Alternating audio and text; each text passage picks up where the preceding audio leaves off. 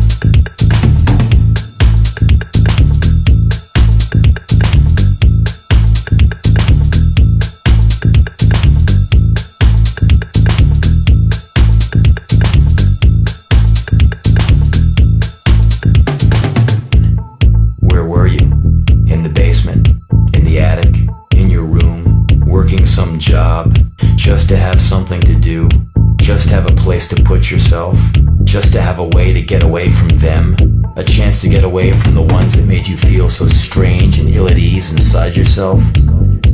Did you ever get invited to one of their parties? You sat and wondered if you'd go or not. For hours you imagined the scenarios that might transpire.